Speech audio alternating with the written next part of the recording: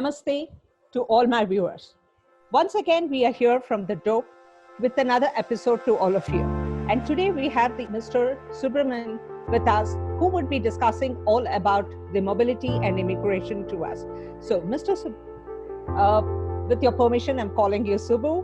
And I think this is something which, first of all, we would like to thank you for the time taken. I know you were on vacation and it was a very hectic schedule, but it is really nice of you to give us some time. With this, we would like to kind of bring you to the DOPE platform to discuss about the mobility and on the global immigration. What is it all about? Because we have different views about it. We, at least I used to wonder earlier, why a separate department for this? So before we go to that, straight into the topic, we would like to know a little more about you, your journey till now, and something about your personal life. Who is that strength, and who is the person who handles it when all others in the world are making your life miserable at that point? So, yeah, thank you, Jyothi. First of all, thanks so much for this opportunity. It would be helpful for both me and also for the viewers to get to know more about mobility as a platform. So myself, Subramani Soman, as you like, you can call me Subbu, it will be more easier. I've been with the industry with mobility for about more than 17 to 18 years. I've worked in multiple major IT companies like TCS, Oracle, Capgemini, IBM. So these are, name a few, for major IT. And I'm with Atos since more than 5 years now, and heading the international mobility for Atos. So that's a brief about my professional background. Personally, I'm a Malayali, born and raised in Chennai, married to a Telugu, and living in Karnataka. So that's how I cover it. And I also lived in Pune for about 7-8 years, so I cover up to the whole of South India. My wife is a freelance artist. She does art and craft work. She does a lot of painting, murals, drawings, and all that. And she has a Facebook page where she runs, publishes her work, and also sells those online. And she also takes classes and workshops for both kids and adults. So that's what she does. And I have a son who's in the 6th grade. He is 11 years old.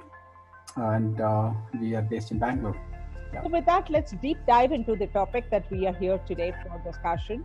So we would, before I go into the topic, I really want to understand from you, one of the experts in this field, how important is it to have a mobility and an immigration department in an organization? If you say it is, and why so? Why do you feel it is important? Absolutely.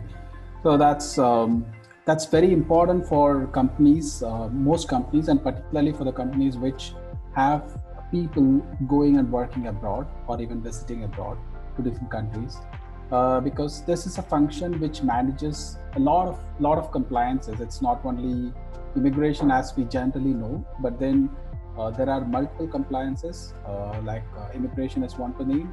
We have international taxes, we have social security, the international labor regulations, minimum wage requirements. So it's so complex that if an individual goes from one country, from India to another country, say France or Netherlands, there are multiple things comes between these two countries. The laws differ. The way we treat an Indian national would be different, or if he is present in India would be different, and if he is in France would be different. So everything that we deal with is a matter of compliance. Anything that we don't or we miss it would be a challenge for both the individual, the employee, and also to the organization. So both employee and employer should be compliant, and that's what is the job of mobility.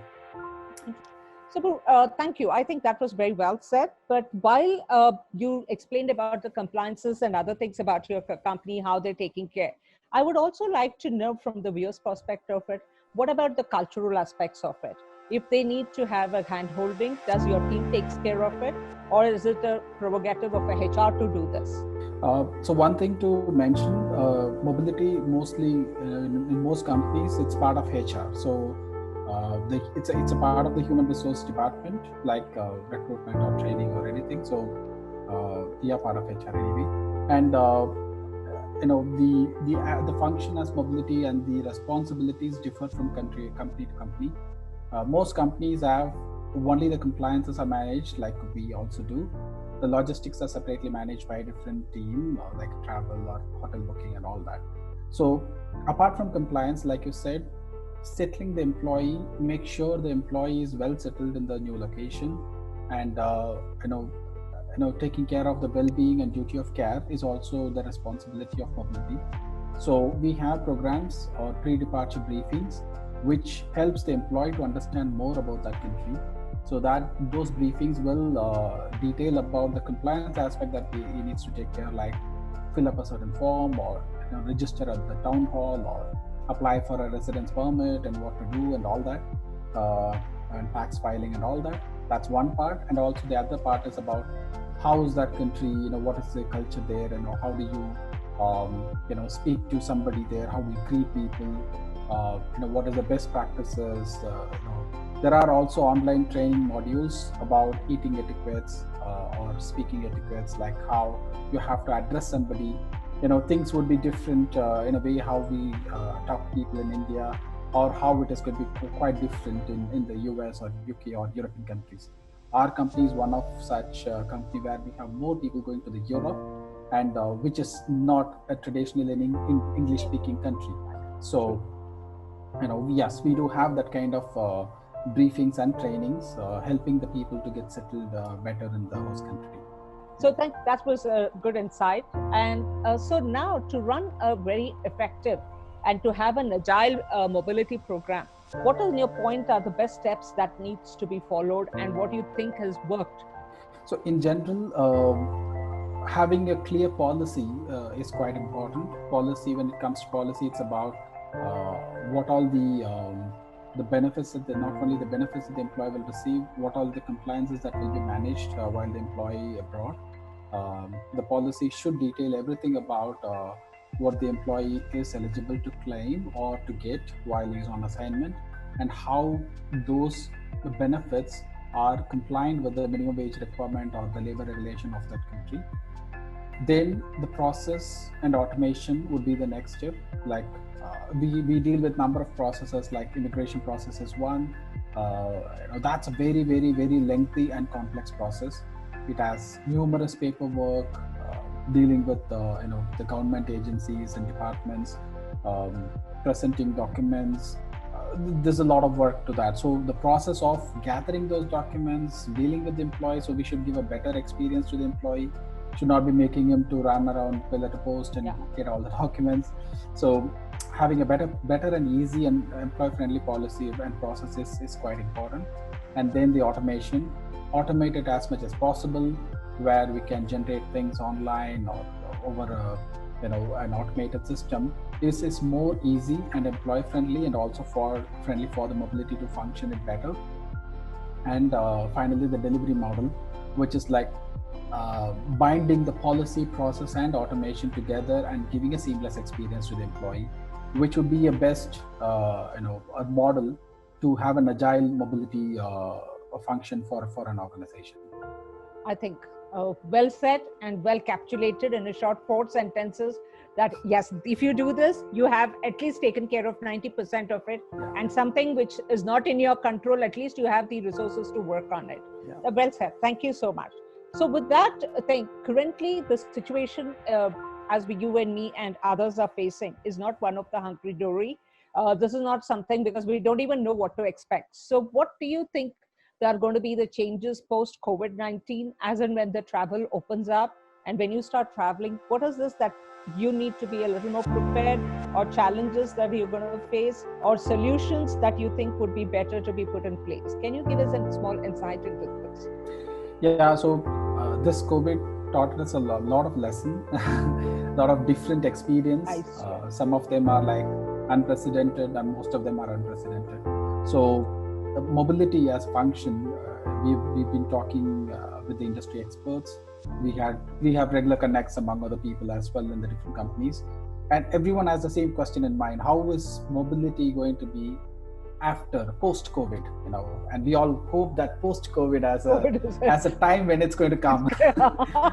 So we all are post-COVID, looking forward to that now. we all are looking forward. One day we wake up and see that okay, it's over, it's all over. So when that comes, how is that going to be is a key real question for everybody, because mobility is one of those functions which will have a major impact, because whether people will be willing to travel like they do before, will all the countries be ready to accept foreigners like they do before? So these all are multiple questions, and I'm sure, like every problem we had, the world has seen a couple of world wars. We came out of it. Like natural calamities, we came out of it. So likewise, we would come out of it in a different way. But I think mobility is concerned, it would change a lot in terms of not a lot, at least a bit in terms of the travel. The business travel can come down, is what I think. I personally feel, because now people are used to video communications, and we have facilities and technology like never before. And we always had this, but then now we have explored it to the possible extent, like the interview that we are doing now, which otherwise would have been a face-to-face. So new possibilities have been explored, and it's becoming a new normal. So the reduction of business travel can be a point potentially, because that would save a lot of cost to the company, and also it is still possible that you can meet with the people. But still, when you have to have a customer who's expecting the person to be there in person, then yes, that's going to happen. But I feel there will be a reduction in the business travel. Long-term assignments can also come down. Rather, it would become more of a short-term assignments. It could be like 3 to 6 months or 6 months to 1 year type of assignments, where people go for knowledge transfer, get the job to the offshore, and then develop a larger team in offshore, like the earlier or a model a decade ago would come back. So a medium-term assignment, a short or a medium-term assignments would be more prominent than business travels and long-term assignments. This is my assumption, or out of the discussions that we had with the industry practice. That's what we think, but no one knows. we also didn't know that travel is going to reach to a bubble like what it was, and suddenly it's gone. We can't, because I've been in this industry for about 27 years, and I've seen few ups and downs, but I don't think I saw anything as drastic as what this was. Absolutely. So let's wait and watch. Maybe this was another learning curve to all of us, to think out of the box and come out with some solutions which are much more agile. So again, moving on to the thing, since now what we've heard from you all this point of time is the importance of mobility for an organization and for the people and the resource management. So do you think it is wise to say that there should be a positioning it on the strategic level in the management decisions as a part of it, so that a lot of features, a lot of benefits are taken care in the strategic level, so that when it boils down to people like you, it's easier to get it implemented? Yeah. See, normally most organizations already do have mobility as a partner with the business, in terms of how do we focus, or what's our next forecast, where are we driving to. We have regular connects with the business leaders to understand what are they expecting, where do they want or expect people to go to, and for how long, so that we start to explore whether is there a possibility. First of all, there are countries where even if you have to put people, there are multiple things, and it may be with managing those compliances at the cost of it, it may be more cheaper to hire locally, right? It happens. Yes. There are many countries where we have a negative business case to send Indian nationals, but end of it's all about demand and supply. It's all about whether do you have the right resource locally to manage it. If not, you're going to source outside, even if it's gonna higher cost. So we always have a communication with business leaders to understand where they want to focus on, or where they are going towards, and then we start to work towards there. Okay. Be it framing a policy, or be it exploring a new country. When it comes to policy, it's like there are businesses where they say that we are running the huge cost and we want a cost reduction, and there is a good number of employees going to those countries. So we have to manage the cost. That will be one. With another business, with another country, it could be that it's very difficult to pull employees into that country, and we are ready to, we have good margins and we are ready to give more benefits to the employee. So accordingly, we make country to country policies, which is catering to the business need and catering to the demand and supply as how it is working. So likewise, the future situation post-COVID can also change a lot of things. How, which is the market that, or which is the geography that the business is going to grow, or which is the industry the business is going to grow, and how are we going to have people mobility or talent deployment in different countries. And we already started working with the business leaders to understand a bit about it. Like I said, most of them are still trying to explore how it is going to be, but then we will work towards that. So it's going to be a discussion between the business and mobility together to understand how we focus further. Okay, so if my understanding is right, in a nutshell, what I understood with everything that you've said about this topic is that yes, it's a very much an integral part of the strategy, and you would be working closely with them to make sure that it's a successful package, depending on what the requirements of each and every country comes up as. Right. Absolutely. That's Absolutely. nice. So now that we've discussed, and as you kept stressing out, a lot of data, a lot of this, so there's a whole lot of data which is available, and you need to pick up the people or pick up the right thing. So do you think things like data mining, AI, and other things are going to be the futuristics for this, and it's going to help you? Well, it's possible, this is quite early to see in this particular domain whether it is going to really be helpful.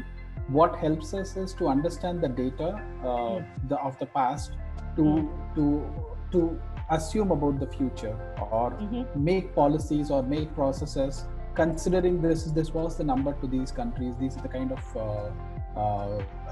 cost or the benefits that were given, and this is how it was managed, and how are we going to manage further.